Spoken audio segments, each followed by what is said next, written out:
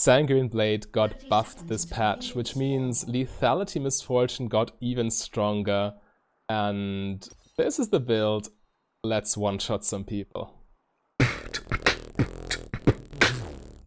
Minions have spawned.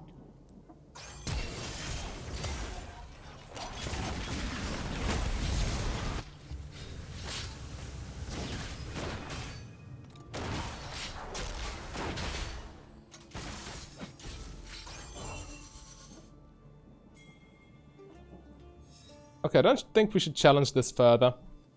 Did any one of us burn their summoners? Well, Thresh burned his flash. So at least Sin and Lux both flashed. So you might see a more jungle presence in the bot lane than usual. Hello my fellow Misfortunates and welcome to Diamond for solo queue. Emax Misfortune is today's strategy. It's probably one of the... It's maybe the strongest, maybe tied with the strongest lethality build. As I really like the Dark Harvest right now as well. As you saw in yesterday's video. I missed my make it... Wow, that feels so bad. I thought she would walk farther up, but yeah, that's just stupid of me. I was playing sloppy. Missing Make It Rain is very bad because it's very mana intensive and you need the mana for banned stacks as well. Okay.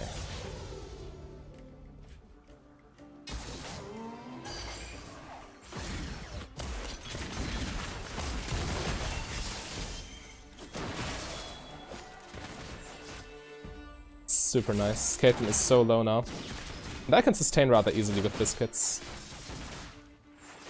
I will only use them if I maximum value of from the mana. To chill a little bit because of the minion wave. Caitlyn also no potion.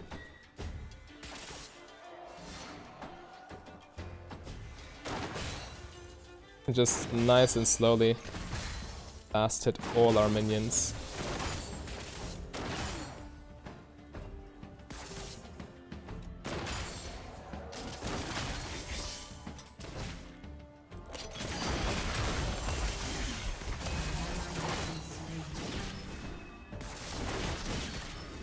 Okay, that was a little bit too much. I walked straight into that. I think we still hold the advantage, though.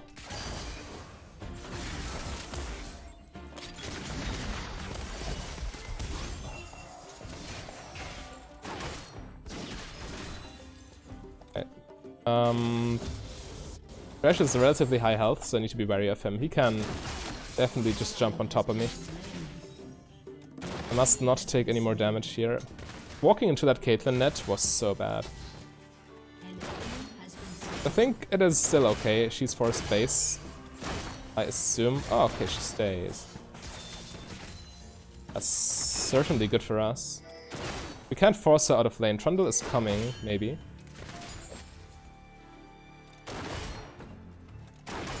Casually missing the cannon minion. Leave a like for missed cannon minions.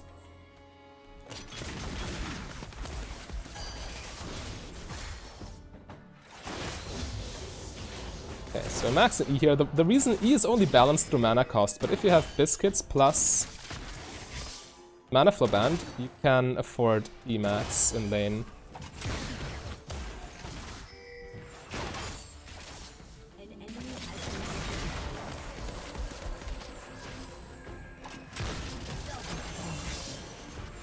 Nice. This Caitlyn's not having a good time. So we get lane advantage because she's forced to base right now. We can push this in. And then base ourselves. While Caitlyn loses a wave on the tower and the wave resets for us. It's quite perfect. Converting our health advantage now into a CS advantage, potentially.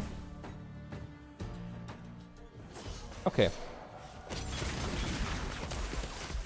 It's under tower, which is what counts. I damaged the wave a little bit too heavily, I think. It's still alright. I mean, Thresh misses his back timing here. And we're getting a very good one. Getting that serrated dirk is so nice.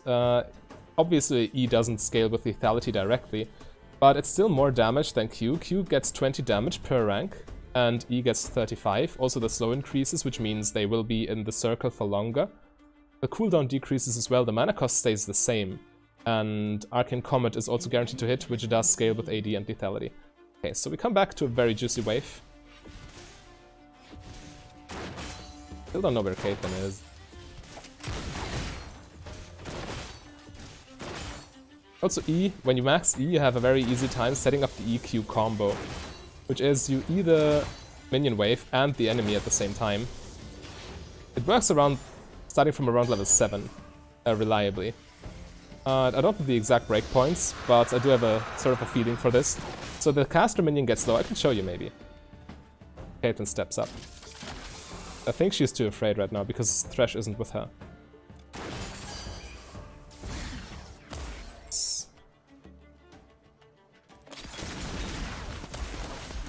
Baited that out. And Net has a 15 seconds cooldown or something, so maybe Lee Sin can actually use this downtime.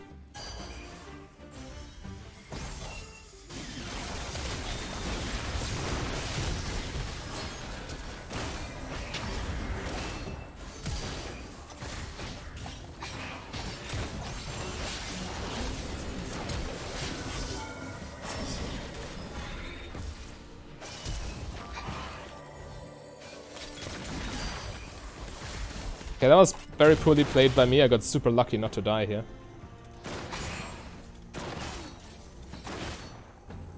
I walked right into that trap under tower.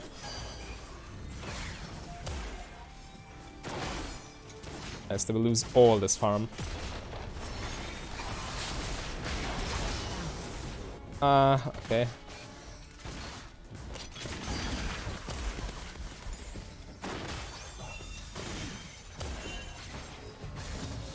Caitlyn's 5, so I don't need to be too afraid.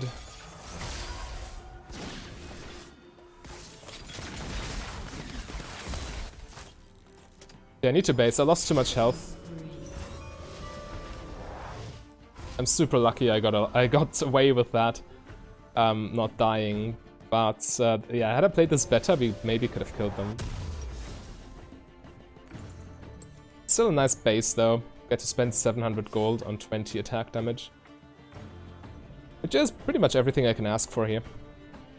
So yeah, as with the Dark Harvest build, you don't buy boots, but you still get boots through the rune page, which is the nice part about it. So it's if you're new to lethality misfortune, I recommend you to try the Emax build first, because it has more room for error, as you do have boots.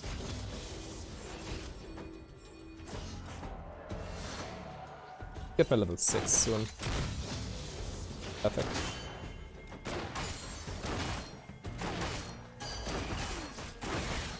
Also, thanks to your Emax, you can do so much by yourself, as you have very strong form of soft crowd control.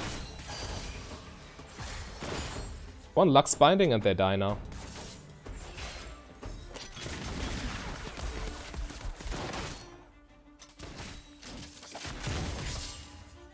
Now with fully stacked mana flow band and all the biscuits giving me 150 extra mana, I can spam my E on cooldown pretty much. E cooldown is also kind of in perfect synchrony with Arcane Comet cooldown. Arcane Comet gets a lower cooldown the more you... Didn't react quickly enough there. Because I was talking. Damn. Reacted a split second too late.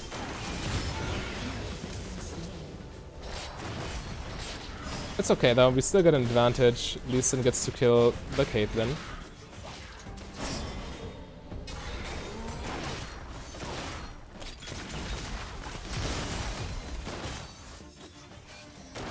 Take out the wave and proceed to take down that tower. So yeah, it was still fine, despite Thresh surviving due to my ulti being a little bit off angle and a little bit too late. Fixing either of them would have killed him. But oh well. And I lost track of my thoughts. I don't know what I was about to say. As the fight interrupted me, I forgot. I can just take tower.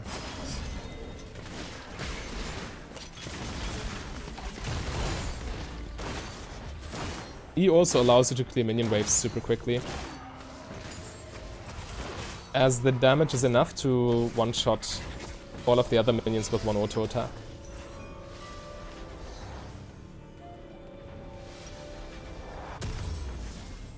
Umbral Glaive is so strong. It's obviously less damage. I say this every time, but I think it's worth repeating. It's less damage, yes, but the vision control, even without zombie wards, is so nice. Gives you even more utility. This build works very well, even if you're behind anyway. And with this, you have utility on top of that, so yeah. Crazy damage and crazy vision control.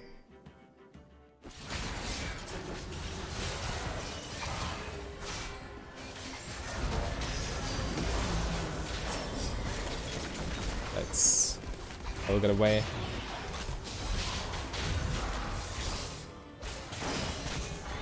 Really get away, huh? Oh, this Caitlyn wants some. I did nothing! Oh my god. I effectively did nothing this fight.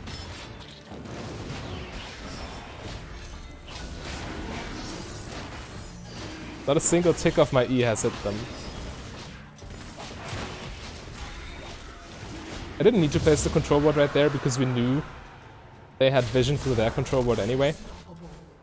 And we also knew that there were no other wards because of my Umbral Glaive. No reason to ult here. My autos are just as fine. Q auto with lethality does a lot of damage thanks to love tap. As soon as we get our Sanguine Blade, we can do even more with auto attacks. He's quite tanky, isn't he? Yeah, with this build you go Dustblade second because it's more damage. With the Dark Harvest page you go Ghostblade second because you don't have boots and Ghostblade substitutes that.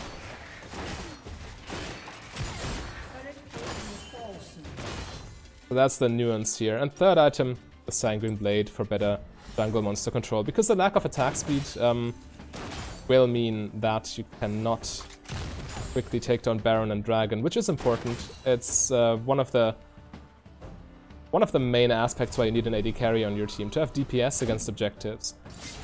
And Sanguine Blade fixes that perfectly. But its unique passive scales with level. And it's also not that much lethality if too many enemies are nearby. So, and also I need cooldown reduction. This build needs at least 20% cooldown reduction. We get to 30 eventually if the game goes long enough, but we need 20% early because we don't have Ultimate Hunter.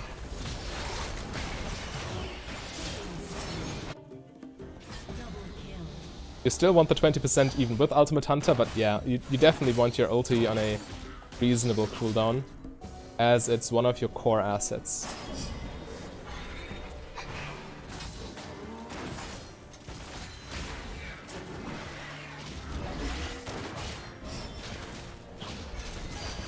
Yeah, so my attack speed is super low.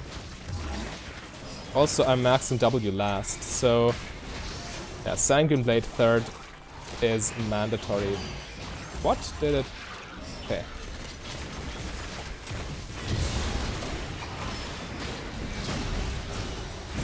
I don't think I need to ult that. Or maybe I do now. Because of the Trundle. Wow, I really didn't check for wards with my Umbral Glaive. That's kind of embarrassing, isn't it? I was about to say he's going to live that? No. Close call.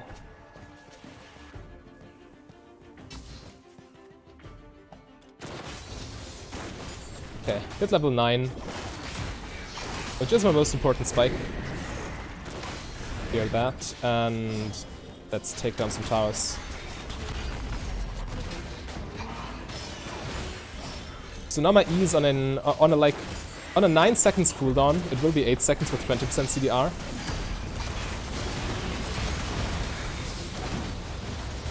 And also it has a 60% AoE slow. It's really impactful.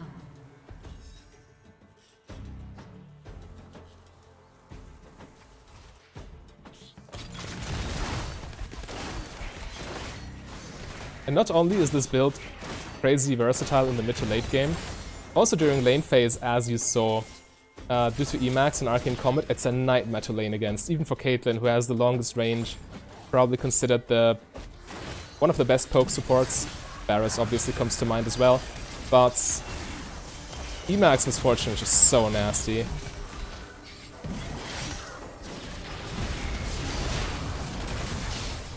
Okay, we need to disengage here.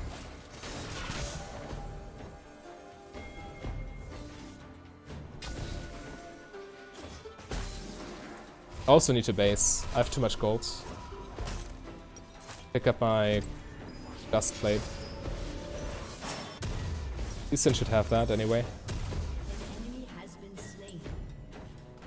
There's not really a reason for me to... Ooh, that's perfect. I was about to say there's not a reason for me to pick up a control ward, because my control ward is still in the Dragon Pit, and also I have Umbral Glaive for vision control. The control ward and the Dragon Pit is really all I need to do in terms of vision, if I walk around dewarding anyway.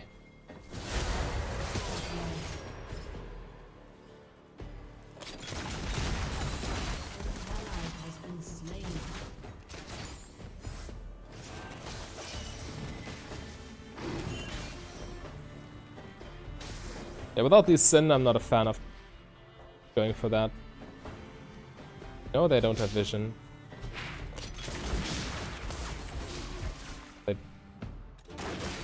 Here.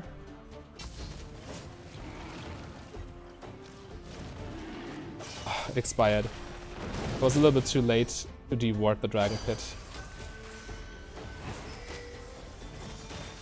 Taking this now? He might be. Lee Sin is on his way. I don't want to tank this though, I don't have lifesteal yet. That's such a bad control ward. You always control ward in the inside of the pit, so you see the far back wall. Yeah, now they have vision. Yeah, this is the problem. Okay. So we got away with it. They probably take this tower, but it's almost 20 minutes. You can't really hold the tier 1s, especially the side lane ones. You can't really hold them for too long, as they are kind of squishy, right? And close to the enemy territory anyway, so you won't be there in time. The farther out the towers are, the longer it takes you to rotate, obviously. But defending these is way easier, and defending these is the easiest because of the distance.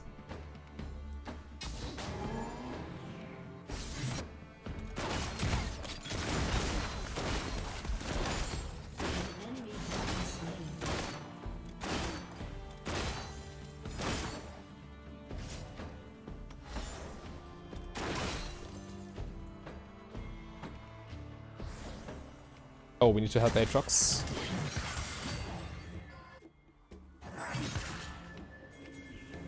We can kill them.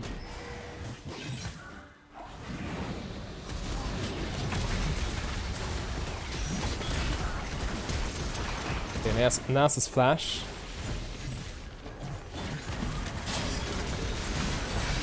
I can still keep spamming E and auto attacks. It's good enough.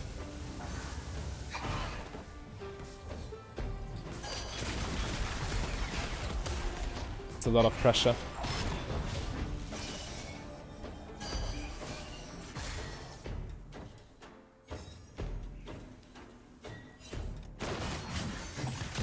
We should get this tower now, right?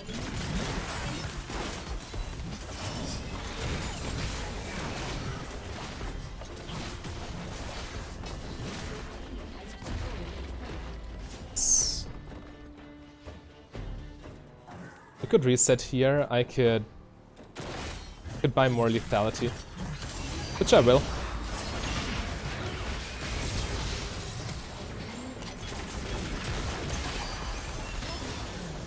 Perfect. Actually not a fan of this Baron. I don't have my Umbra Glaive yet, which means my Baron DPS is super low. And our jungler doesn't have Smite. So these are indicators. I probably should not be doing this. Maybe just turn. I might steal this super easily. There he is. We need to kill him. They all respawn. This is such a bad call. Our jungler doesn't have Smite. And they're all respawning.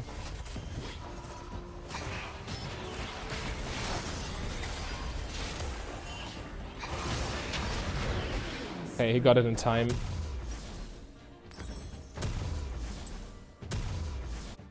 Lucky he's so fed. Well, to be fair, it's Diamond. Had he not been fed, he might have not made that call to turn on Trundle.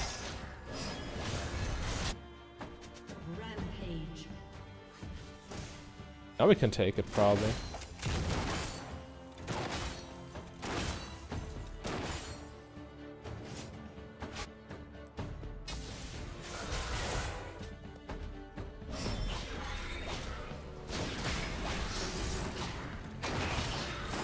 So regardless of how far you're ahead, taking Baron is always an opportunity to throw the game.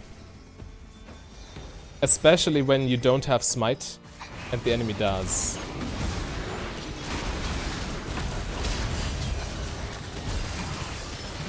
Come on, dude.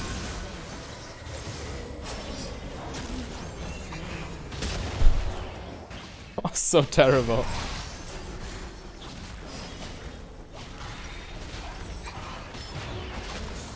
Yeah, this is also kind of a weakness of this build. You can't really deal with tanks or bruises running at you, which is fixed by Sanguine Blade. It's 100 gold cheaper now. It was 1,100 combined cost before, and it's 5 more AD. So it's way more gold efficient than it was before, and even pre-patch, even in 10.8, Sanguine Blade third item was crazy good on this build, and now it's even stronger.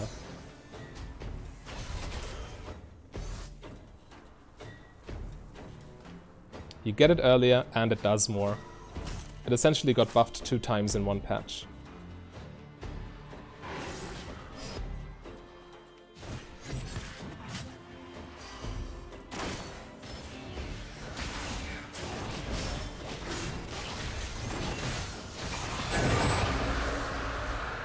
Perfect.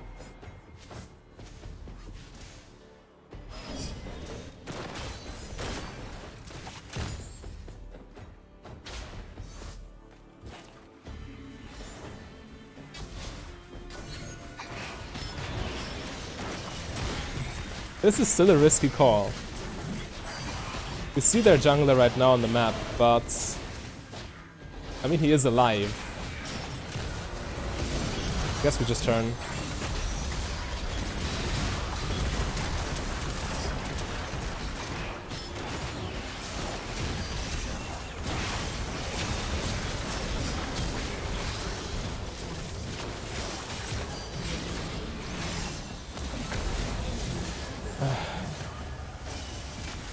So iffy.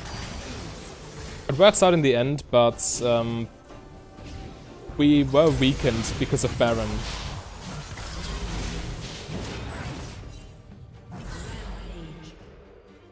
Yeah, starting Baron again was another mistake. All 5 of them were alive. And Baron, it not only does it damage you, it also shreds your armor and your magic resist if you fight it. So it's super risky. You never ever go for Baron if the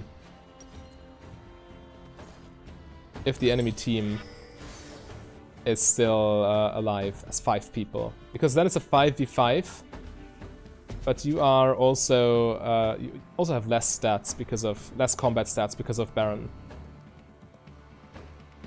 Okay, now we have Sanguine Blade, which means okay, it doesn't give that to me, which means we do have some real DPS now.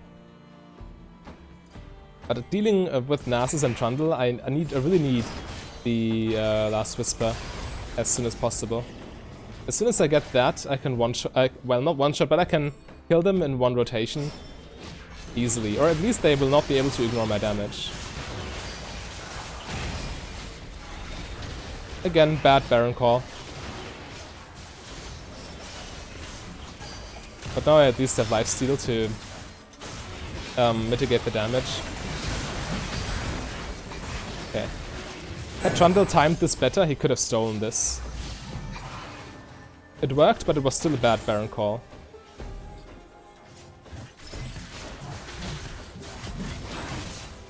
In order to evaluate macro plays in League of Legends, you cannot really think in terms of outcome, actual outcome that is, but in terms of expected outcome, value, probability, statistics, right? And we're so far ahead that we don't have a reason to risk a play like that.